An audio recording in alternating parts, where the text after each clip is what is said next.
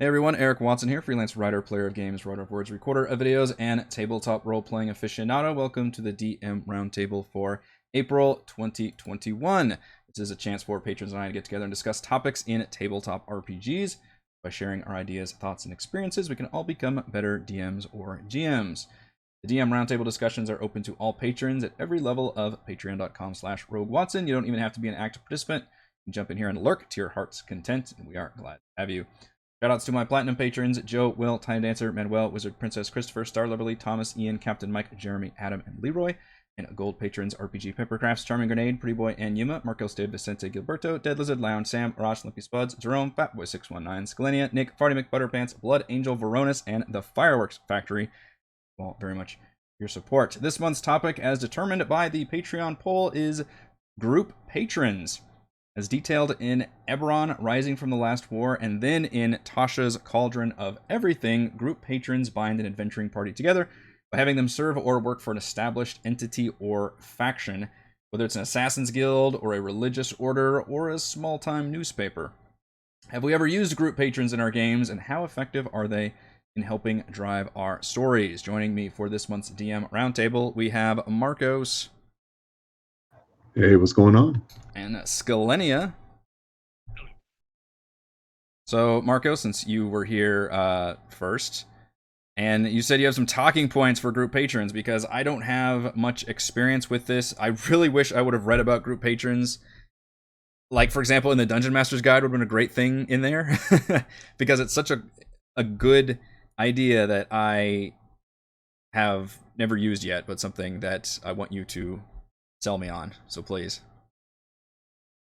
Alrighty. Well, I guess to start, I think you guys have used a group patron before, Oh. albeit very briefly. It was actually in Chris's Storm's King Thunder campaign when the Cloud Giant came down and abducted everybody. That's a patron. Okay. Yeah, Essentially, for a hot essentially, a second. patron is almost the same as a faction, but as opposed to it being something that you may or may not use, group patrons only really come up when you do use them. So it's essentially a faction that the player characters are a part of either from session zero or have the option to join later. The biggest difference between factions and group patrons is that group patron is for the entire group. There's not one person that's omitted from that. Let me ask you this: could you say a group patron, when it's really distilled down to it, is basically a quest-giving NPC that reoccurs throughout the story? Well, a quest-giving NPC that the entire group has Right. agreed to work for. Okay. That's the specific that the Yeah. entire group follows. If one person decides to go off and do something else, it's not really a group patron in, I guess, the story sense. And it really I guess it depends on the type of patron that the group has. You know, like I say, if it's a newspaper patron and they all work for the newspaper, the Daily Planet Bugle, and one person, you know, decides to go off and work for the Weekly Globe, you know, it's not so much as a group patron anymore because now there's one person missing. It would be demoted down to a faction.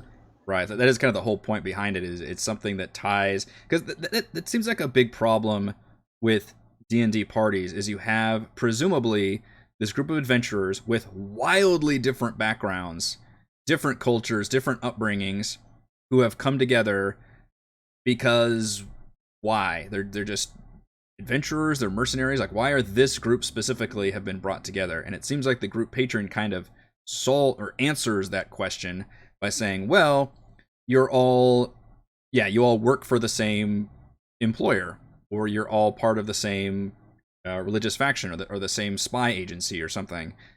And it seems like that does such a good job of right off the bat giving the players that connectivity that otherwise, especially if it's something like Adventurers League, where they literally just all show up, you know, like you all just joined a server together and you have nothing to do with each other.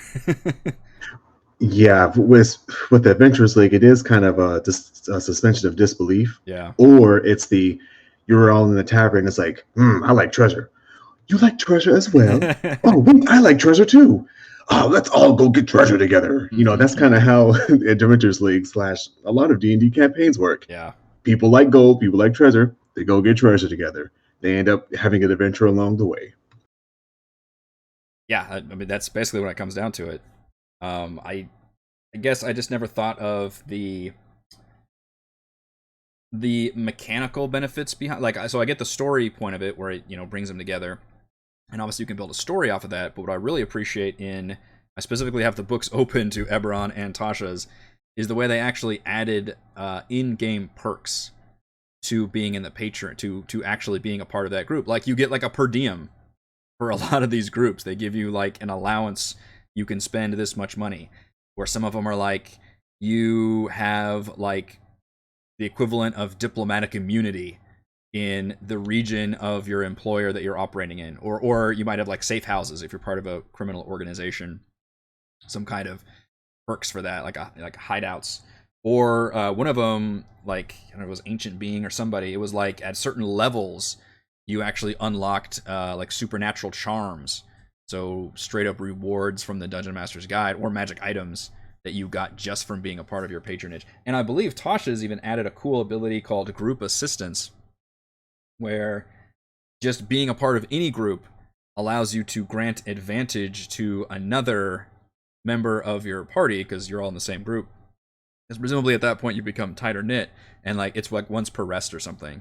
And that's just a cool example of, like, yes, narratively it binds us together, but also mechanically it like constantly reminds you the fact that you are Yeah, part of that same team because you've got all these abilities. yeah. Because say your group patron is, say you work for the military, will make sense that because your group patron is the military, you've all the PCs or adventurers, they probably have been in battle together. Mm-hmm. They probably know each other's fighting styles, so it would make sense that they can use the help action. Essentially, is what it sounds like. They use the help action, Yeah, but it's free it's just a once free. per long rest. Yeah, it's almost like the players granting each other advantage. Inspiration, which is Oh also yeah, a cool thing. Like just once per rest, you can just, that's how I'd want to flavor it if I was allowing it my game, is like, because you like straight up want to reward somebody for like helping you, or you saw somebody do something cool, then like once per, I'd probably make it like once per session maybe, or something, like you can grant somebody advantage. That might be, I don't know, I'd have to balance that out, but that seems like a cool thing to add in there. yeah. And actually, now that I remember, isn't it in the DMG where it's meant for players can also recommend other players getting inspiration? It's not always the DM; Yeah, it can be other players, right? yes, I believe that is, I don't have my DMG open right now, but I think that Shoot, I is need to one go of, get mine. yeah, I think you're right. I think that is one of the like variant rules of like, here's how to reward. In fact, that's one of them. It's like instead of the DM rewarding inspiration, you can do, which that's a different topic. We're getting an inspiration. I want to do inspiration for a different topic. But yes, that's a good one. Skalenia, did you have any thoughts you wanted to share on group patrons? Have you used group patrons in your game, or have you been part of a group patron? So outside of the campaign introduction type stuff, I have not introduced anything. I've been running Tomb of Annihilation for about 2 years now, kind of like I think your situation ended up being. And we're getting close to the end. And so Syndra had been I'd hope so a after big two part of it. years. Jeez. Yeah, yeah, had been a big part of it. And I've got another game that we're transitioning from the Lost Mine of Phandelver into Tomb of Annihilation. Okay. And I'm trying to use potentially the big bad from that module to transition into kind of a group patron that's their objective, is that they're trying to go into Chult and figure out what's going on. And so I really feel like the mechanical advantages, I haven't really thumbed through Tasha's that much, of providing that incentive for buy-in from the players would be super helpful. If they get a mechanical advantage, not only do they have the narrative reason to go back to this person, but players who usually don't care about that stuff have a min-max reason that they can go in and get the buy-in from, oh, remember, we're still working with this person. So I'm hoping to learn a whole lot, actually. Yeah, that I obviously I like crafting stories and I like telling stories, but I know with my group at least, having those mechanical benefits, the actual like in-game, like you get advantage or even that something gives that to you, that is what's really going to be a motivation for having this group patronage. Because if it's just part of a, hey, you all want to work, you're all part of this faction because of, it makes it easier for the story, they're like, okay, fine.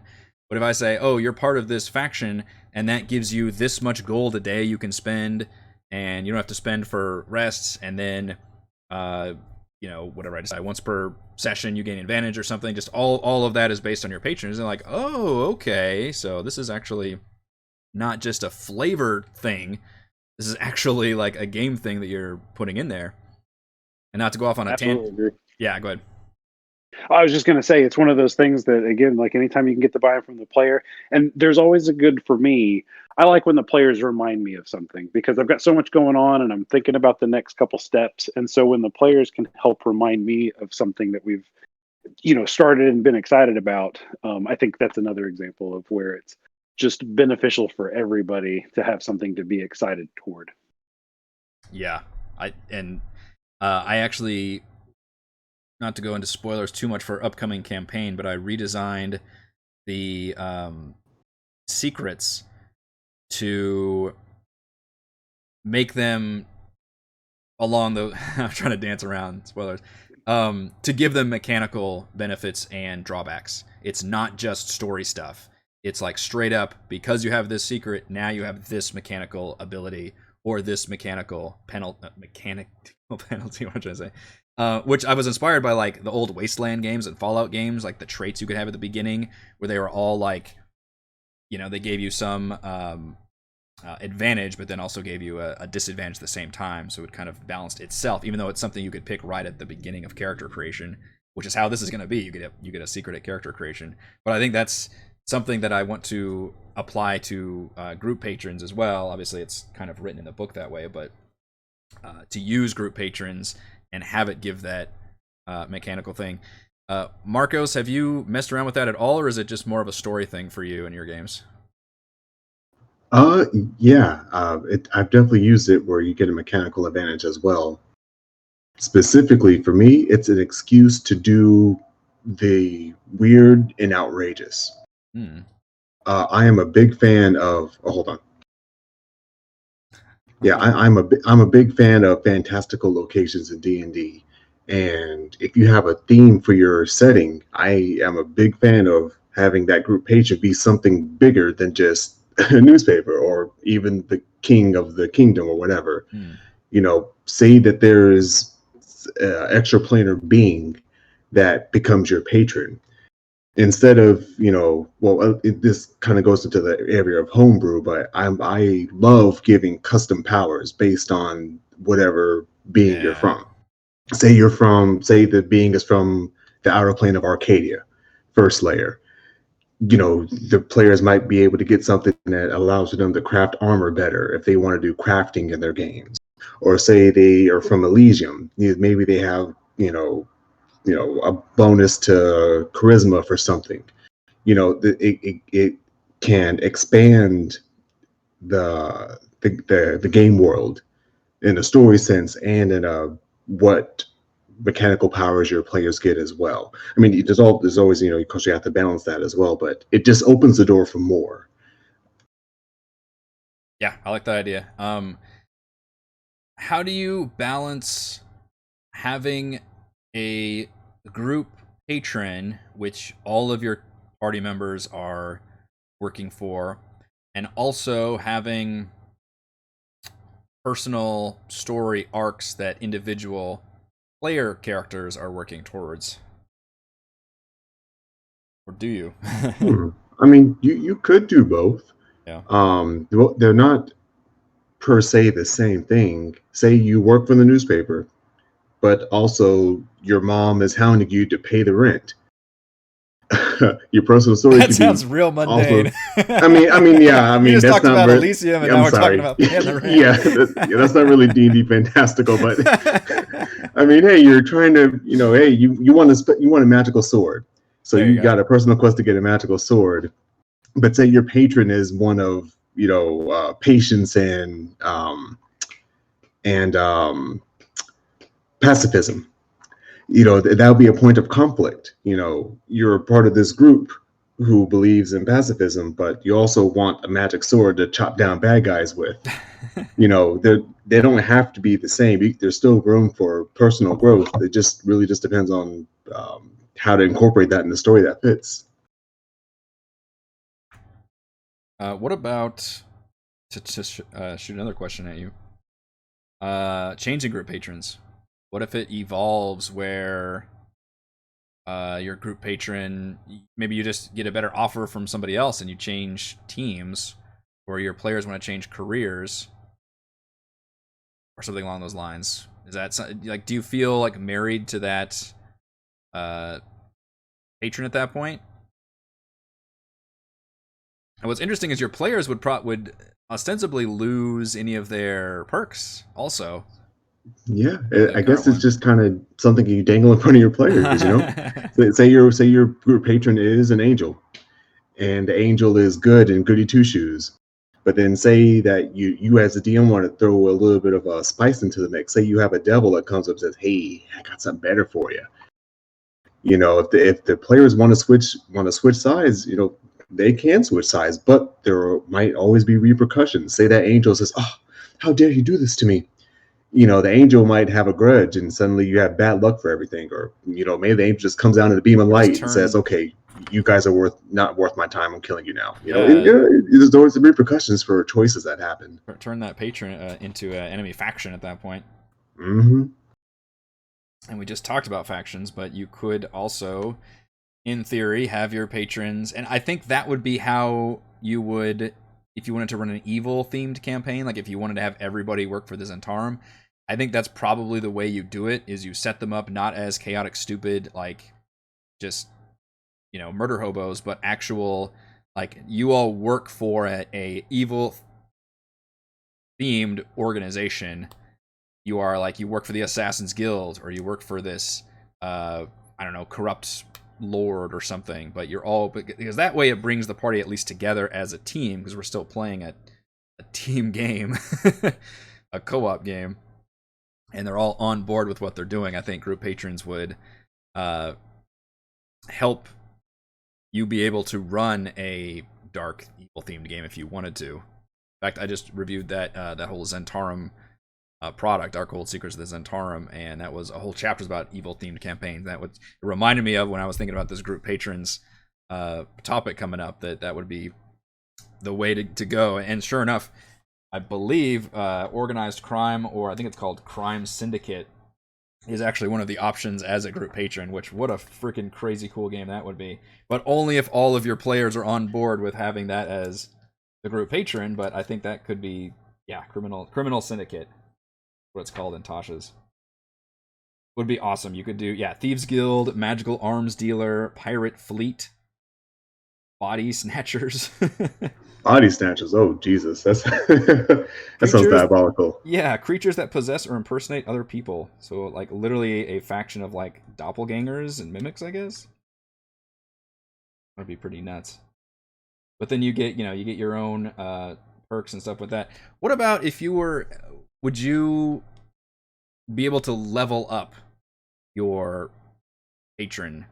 Would you be able to, or if your patron leveled you, I guess, if you managed to advance, I guess we're talking about kind of like factions at this point, because in factions we talked about being able to increase your renown, I believe it's called, and then unlock new abilities based on that. And presumably you could do the same thing with group patrons as well. You could, start off at one level of loyalty maybe, and then increase, and then as you do those specific missions or tasks, you could increase in loyalty and even unlock new mechanical benefit. And shit, you could even do the video game thing and show your players, like, hey, if you get to third level or whatever, you'll unlock this perk that you can take advantage of.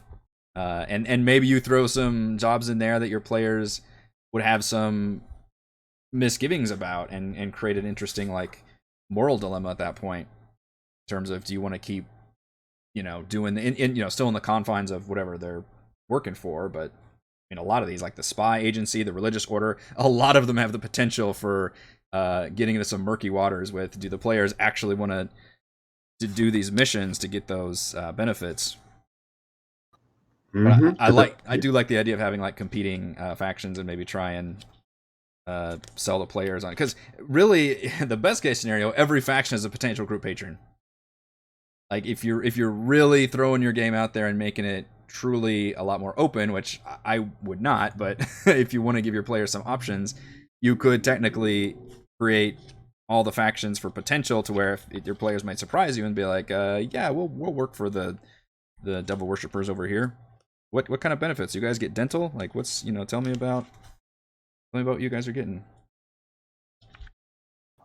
Yeah, because at the end of the day, the group patron has an agenda that needs to be, unless you have just the most passive, generous patron that doesn't care what the PCs do. Yeah, your group patron has an agenda that needs to be forwarded. Yeah. And that can cause altercations, conflict. And yeah, it's definitely one of those things where group patrons are just another type of flavor to add to your game. Say, the factions is salt, but you can put some pink Himalayan salt as the group patron in there. Yeah, it's like an upgrade from that.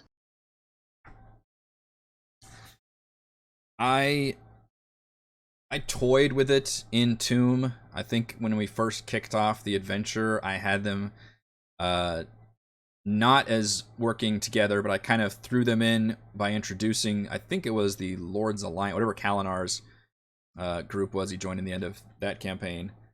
But it was never there was no additional communication or anything from there. It was just kind of the setup.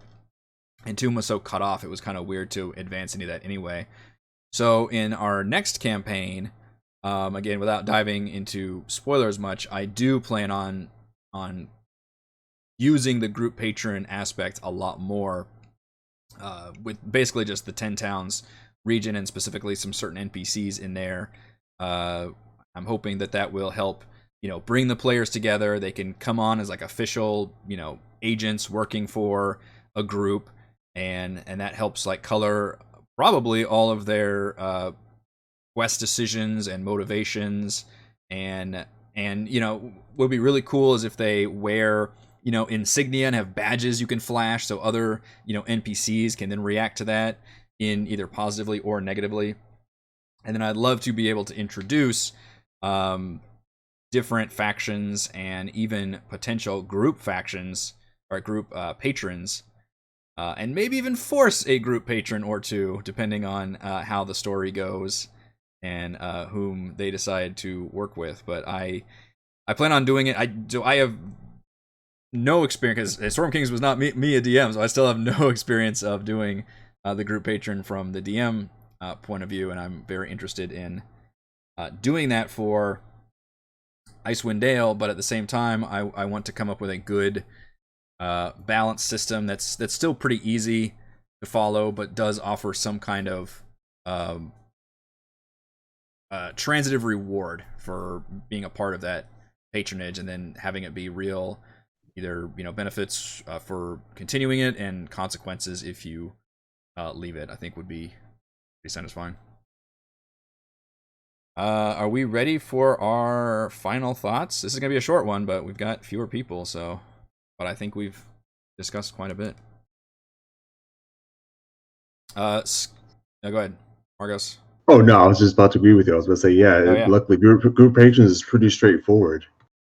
Yeah. Thankfully, if we had done this, I don't know if I forgot when Eberron came out, a year or a year and a half ago, I wouldn't have known anything about this, honestly, because I basically only have 5th edition as my D&D background, and just I didn't even you can think obviously it doesn't take a rule book to come up with the idea of your players are working for an organization, but just to actually have all of those different organization ideas, all those tables, all those examples, and then all the perks, all the different features, that has been so helpful. So yeah, I very much recommend, if you want to know more about group patrons, consult your local Eberron. Rising from the Last War, which had the initial thing where I was like, oh, patrons are so cool, and it obviously has examples that are tied to Corvair, but you could obviously make them anywhere. But then thankfully Tasha's even went further and said, okay, here's more generic patrons for obviously any fantasy world that you want to use, and essentially is the same information. So in terms of group patrons, they're both 30 pages of just examples, so really, really good stuff for there. All right, final thoughts. Scalenia, if you would like to give any final thoughts on group patrons, or you can pass the buck if you like. Yeah, no, I think it's an exciting idea to get player buy-in. I think it's super helpful as far as being a potential for conflict for people to try to decide, is it worth working with this person? Again, we've kind of talked about those mechanical benefits being super helpful. And I think overall, everybody understands it's kind of an NPC. It's kind of a weird faction thing. But yeah, I think that used correctly, it can help add interesting things. And your plan to use player secrets, I think, is going to add an even more interesting dynamic for players that you have had for 6+ years or whatever, and a way for them to kind of interact with each other and with the patron in a unique way. I think it's going to be exciting.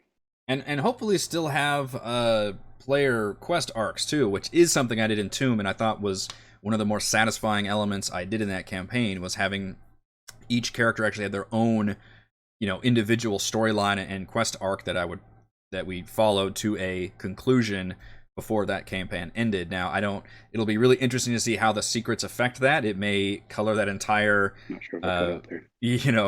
arc they're on, or maybe just be a background to it. We'll kind of see, and it kind of depends on the secret. But yeah, I am also interested to see how that works out. Marcos, final thoughts on group patrons? Yeah, Scalenia put it pretty succinctly. It's a good tool to use. Use it. Yeah, for sure. Use Eberron's, use Tasha's. I think it's something I'm glad that I read about just recently over the last year. It's not something I would have probably come up with in terms of having more firm ideas about it, and it is something that I'm going to probably use. Honestly, I don't see a reason not to never use it at this point. Like, it's just such a good concept for starting off, especially that the biggest thing to me is starting off with that connection between your players, because your players are most likely, from different corners of the world. They've all got huge different backgrounds, all these colorfully awesome stories, and why are they all just all of a sudden working together at the start of this adventure? And I think having it, the fact that they all work for the same organization or agency or whatever, or military force, whatever you've got, really helps bring them all together right off the bat, and helps kind of get past that awkward, like, who are you stage, which you could still have your players meet, but having them be, just, you obviously meet people at an office party you don't really know, but having it have that connectivity is a huge advantage in the games. I don't see any negative to it. All right, I think that is going to do it for this month's DM Roundtable. Thank you to Marcos and Scalenia for joining me. I am Eric. Hope to see you all again for next month's DM Roundtable discussion.